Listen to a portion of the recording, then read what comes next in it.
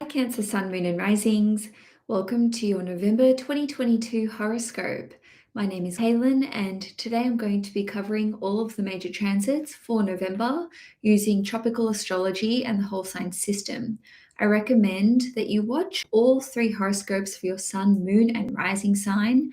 Generally speaking, I find that the most accurate overall would be the rising sign horoscope, which is also known as the ascendant sign. So I would start there if you're only going to watch one today, but of course, if you've got time, watch all 3.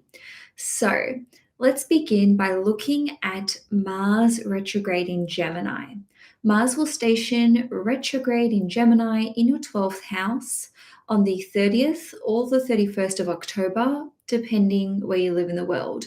And it will be retrograde for all of November, all of December, and it will be direct again on the 12th of January. So this is a 10-week transit. When Mars goes retrograde in one of our houses, this is where we're putting in a lot more energy and effort. So with Mars retrograde in the 12th house, this is operating at more of a subconscious level, or at the very least, this is not super visible to other people. So they may not realize just how much work you are doing on yourself at an internal level. So, this could see you working with a psychologist or with some kind of healer. Maybe you are working to cut out self sabotaging behaviors, which is indicated by the 12th house, or perhaps you're just trying to understand what your subconscious motivating factors are. And maybe you're wanting to take more control in your life because you may feel like you are quite quite beholden to your emotions. So the 12th house in astrology is connected to fears and addictions, as well as that self-sabotaging behavior. So with Mars ruling over your 5th house, some of you may come to realize that you are exhibiting certain behaviors which is detrimental to your romantic life or to your dating life. And the same can be said for the relationship that you have with your children, which is also indicated by Mars ruling over your 5th house. So perhaps some of you are working really hard to understand how subconscious fears that you have are potentially impacting how relationships go for you in a romantic sense, or what your relationship is like with one or more of your children. Now, Mars rules over your 10th house, which is connected to your career and also your public identity and basically how you want to be known out in the world. So, Mars retrograde in your 12th house for 10 weeks can see you working really hard to develop more I suppose, for want of a better term, courage, which is Mars, when it comes to putting yourself out there, whether this is going after the job that you want, sticking your hand up for a promotion, becoming your own boss, or maybe some of you are working up the courage to have a difficult conversation with your boss or someone who is in a position of authority or leadership in your workplace. Now, it could be that some of you are just working on a career objective or a project for your work or for your own business if you own one. And this could be done behind the scenes. You could be putting in really long hours, and maybe you haven't announced this yet. Maybe you have been told not to tell other people in the workplace, or this could be you following your own intuition that you don't want to reveal things just yet. You want to work on things behind the scenes before you go public with it. And in terms of when you would be putting in the most effort, it'll be during this during this Mars retrograde period, which is the end of October through till the 12th of January. Having said that, Mars is in Gemini in your 12th house for 7 months. So that's from the 20th of August 2022 till the end of March. I think it's the 25th of March in 2023. So for some of you, you could be putting a lot of energy and effort into these projects behind the scenes, but crunch time is really while the Mars retrograde is taking place. So that's that 10-week period. Now, some of you could be working on your astrological studies or something to do with spirituality or divination, or really honing your own intuitive abilities or psychic abilities. And I'm saying that because the 12th house in astrology is connected to spirituality and the divine, as well as things like yoga. So, and meditation as well. So maybe you're working really hard on keeping up a schedule which is connected to yoga or meditation, or maybe you're just trying to take that further and really push yourself in those areas. Now, lastly, the 12th house it rules over the subconscious, and Mars is a planet which is connected to frustration, anger, agitation, and irritation. So, Mars retrograde in the 12th house can see you feeling quite angry and frustrated beneath the surface. Or this could be quite an emotional time for you, but you're not really telling people about it. So, you could be bottling up your emotions during this period of time, could have occasional rage outbursts during this period of time. I don't recommend bottling up your anger and your frustration, but it could be that you just don't feel like you can share it with other people. And in terms of what this would be about, I would imagine that this could be connected to your career, life purpose, what to do next as well, and or stuff to do with your children, your dating life, romantic life, your significant other, and your own business if you own your own business. And lastly, with this transit, the 12th house is connected to creative pursuits. And Mars rules over the 5th house, which is the most creative house in astrology. So you could be working on a creative project. Maybe this is creative writing. Maybe this is to do with authoring a book, because the 5th house, which Mars rules over, is connected to authorship. And we've got Mars in Gemini, which is connected to writing. And for some of you, this could be a musical project, something to do with film, acting, as well as poetry. The 12th house rules over all of those things. So now let's have a look at the energy of the eclipse. So on the 8th of November, there will be a total lunar eclipse at 16 degrees Taurus in your 11th house, and it will be almost exactly conjunct to Uranus, which represents that there is something unpredictable and unexpected, but maybe exciting, that this eclipse is ushering through. Now, as Cancerians, you are ruled by the moon. So that means that anytime we've got a new moon or a full moon, but especially full moons and especially eclipses, you as Cancerians are feeling it really strongly. Even though this is not in the sign of Cancer, it doesn't matter. It involves the moon. So Cancerians are very impacted by new moons, full moons, and certainly eclipses. Just so you know, you may be experiencing heightened emotions, and not just on the 8th of November, even now. And that is because we've got another eclipse on the 25th of October. So we're just 6 days away now, because I'm filming on the 19th of October. So you could already be feeling quite emotional, quite sensitive, very intuitive as well. You may be having some sort of psychic downloads of informations, or like crazy dreams that, maybe they're coming true and you're having premonitions.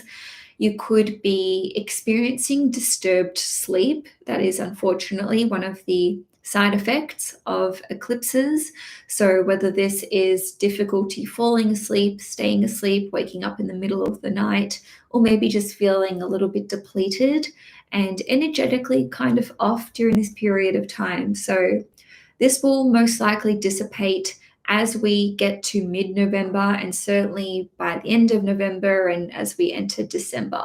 So The eclipse is on the 8th of November. The effects of the eclipse can be felt 2, 3, 4 weeks before or after the eclipse.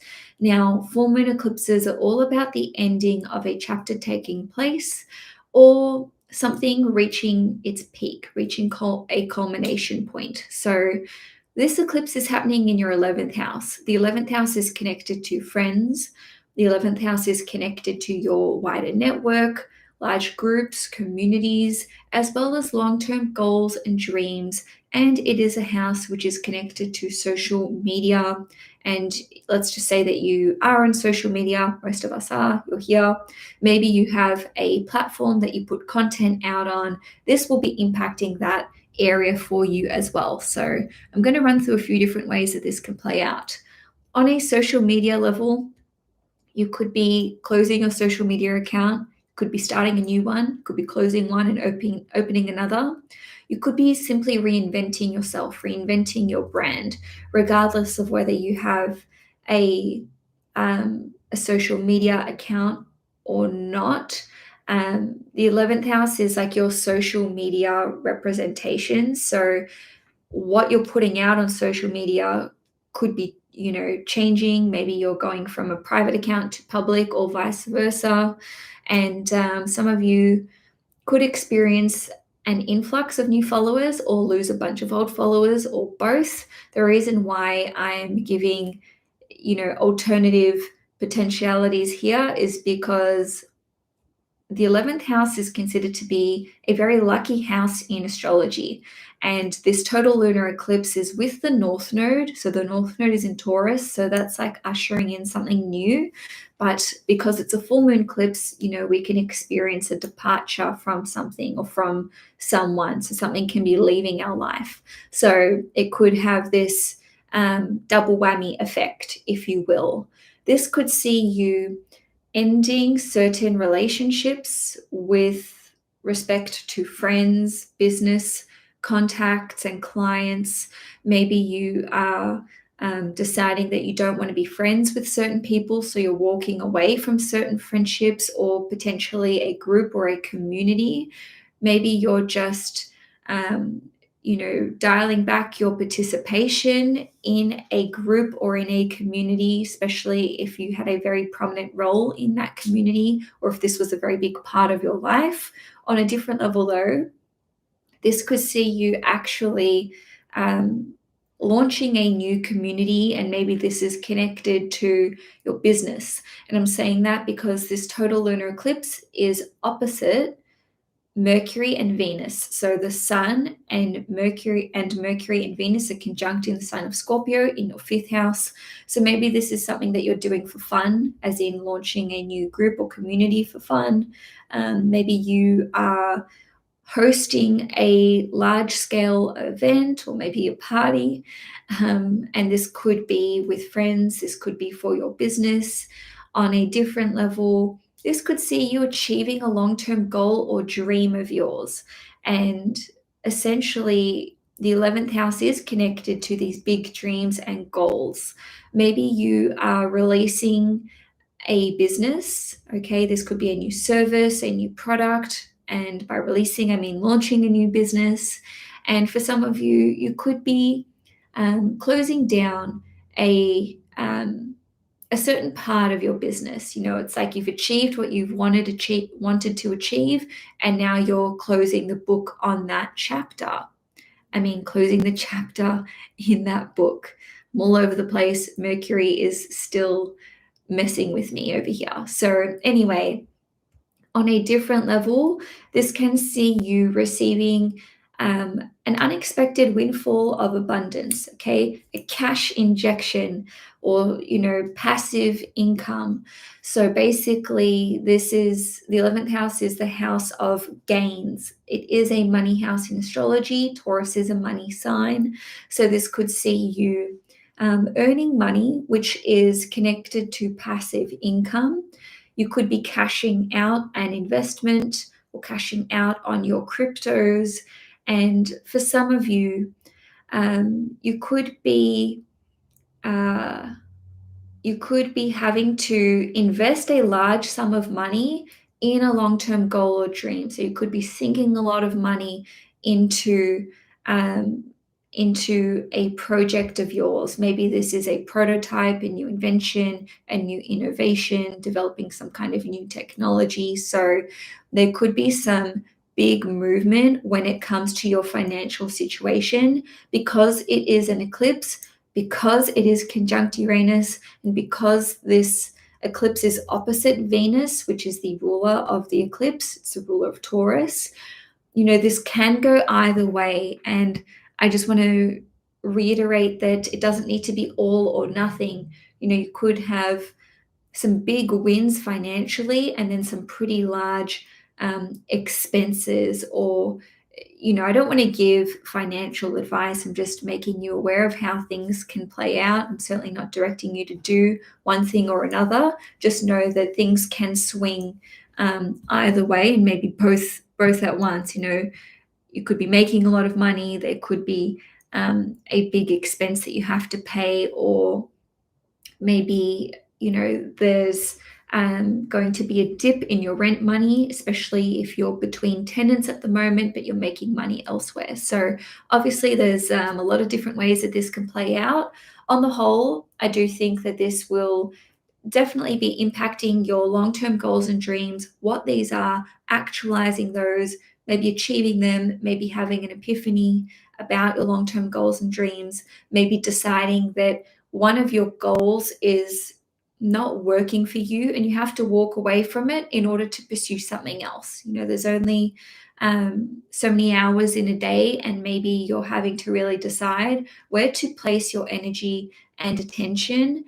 And so, you're having to potentially make a compromise here. Now, on the 16th of November, Venus is going to enter the sign of Sagittarius, which means it will be transiting your 6th house, and it will be there until the 10th of December. So wherever Venus goes, whatever house it is transiting, this is where we can be enjoying what that house rules over, or things can be going well, things can be going right. We can receive help or support in this department as well. So the 6th house is connected to work. This can see you enjoying the work that you're doing, enjoying the job itself. You're deriving more pleasure and joy from the work that you're doing. This could see you socializing in the workplace, making friends in the workplace, flirting in the workplace, potentially an office romance. I met my husband at work, by the way, for those of you who don't know. We worked at the cinemas together. Great times. So Venus in your 6th house can see you enjoying these workplace relationships, even if they're not romantic. You could be beautifying your office, decorating your office or your workspace, making it look how you want it to look, okay, on a different level. This can see you organizing a social event that's connected to work.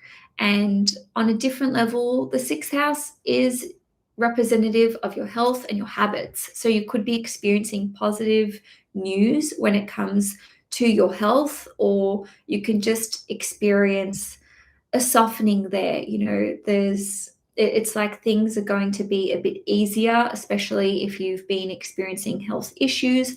Please, this is a general reading, so this won't all pertain to every one of you. Just take what resonates and leave what doesn't.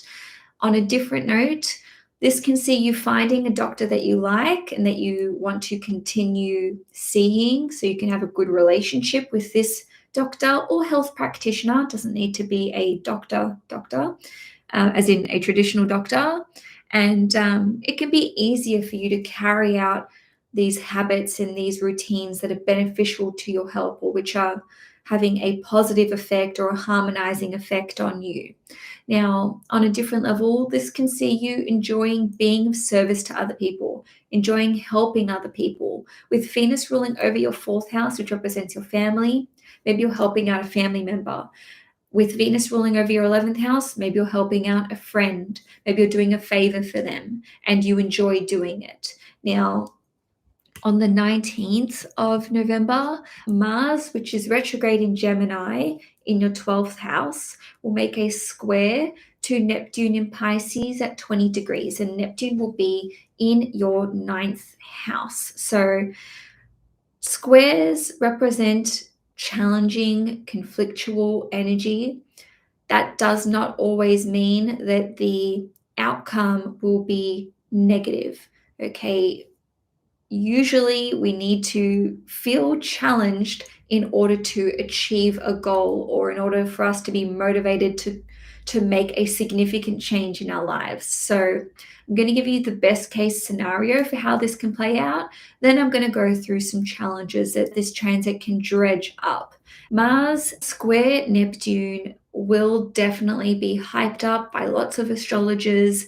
Yes, it deserves to be, in the sense that it is challenging. It is something to very much be aware of, but I don't like to give all negative outcomes just because a transit is notorious for being challenging. So best case scenario is that you are maybe helping to educate other people. You know, your actions are charitable. Maybe you're volunteering, because Mars in the 12th house is all about the action, which is Mars, that you take, which helps other people. This is why the 12th house is connected to charities, donations, and volunteering. Yes, the 6th house is also connected to volunteering, but let's just start here. Okay, so this could see you making a donation to maybe help a spiritual group, or a religious group, or a school, or a university. And I'm saying this because Neptune is in the 9th house, and the 9th house is connected to religion, spirituality, schools, universities, education, etc. So for some of you, you could be receiving advice which is coming from Neptune being in the 9th house. So this is advice or some coaching, but it could be difficult or challenging for you to hear. I don't want to sugarcoat things, but this can benefit you greatly. Okay, maybe this is connected to your career or your business, because Mars rules over your 10th house as well as your 5th house. Maybe this is relationship advice or parenting advice, or something to do with, your children.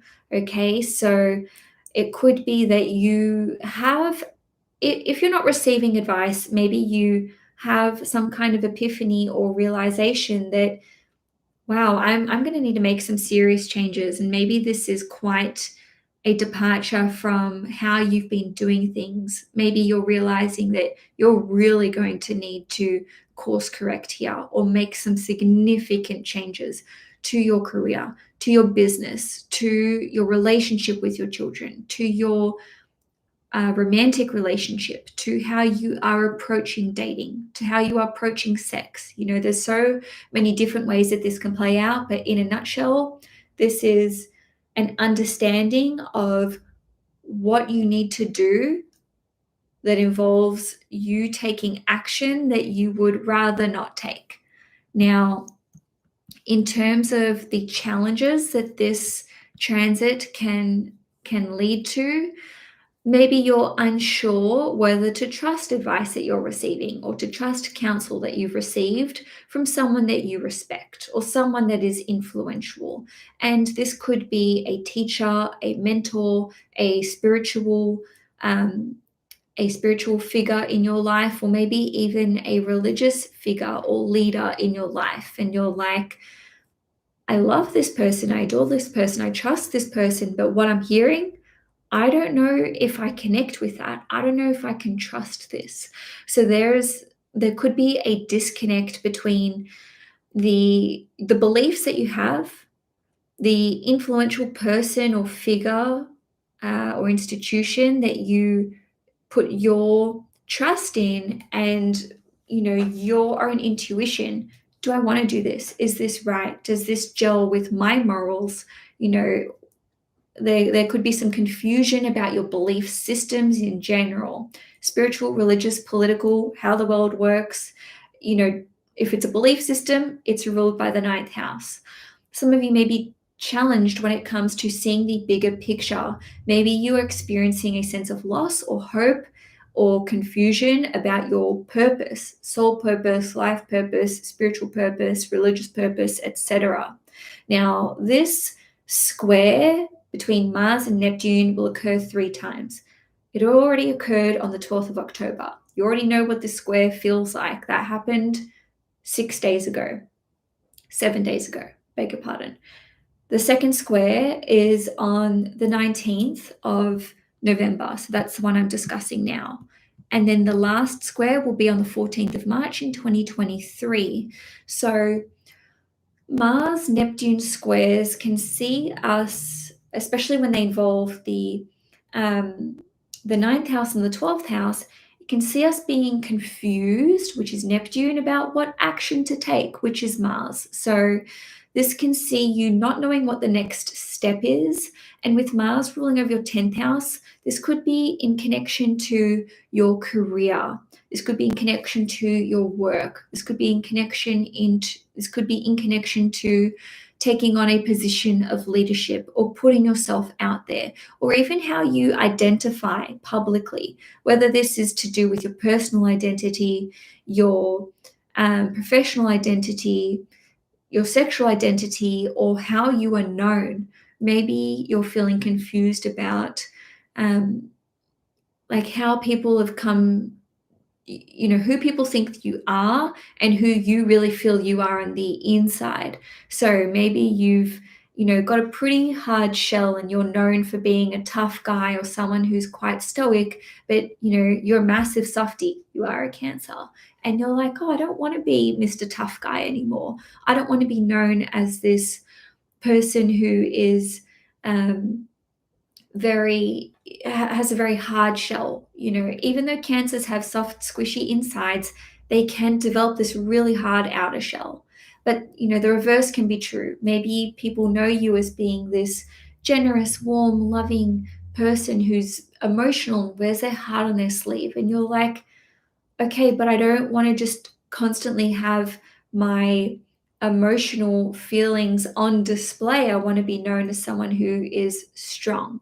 There could just be this this disconnect between how you're perceived and how you want to be perceived, because it doesn't maybe gel with how you feel you are on the inside, or who you feel you are on the inside. So now let's have a look at the new moon in Sagittarius. So there'll be a new moon in Sagittarius on the 23rd or the 24th of November, depending where you live in the world. And this will be at 1 degrees in your 6th house. It will also be conjunct Mercury, and it will be conjunct Venus. So new moons indicate a new chapter starting in our lives, or we are planting the seeds for what we want to see occur in our life. And I mentioned this quote, I think it was in Aries or Taurus. I love it. I don't know who said it. I should look it up. If you know, feel free to comment it below.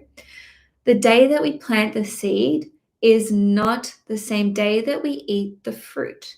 So I do love new moons. It's a great time to set intentions and to set new goals for what we want to see flourish in our lives. For some of you, this could be you looking at starting a new job.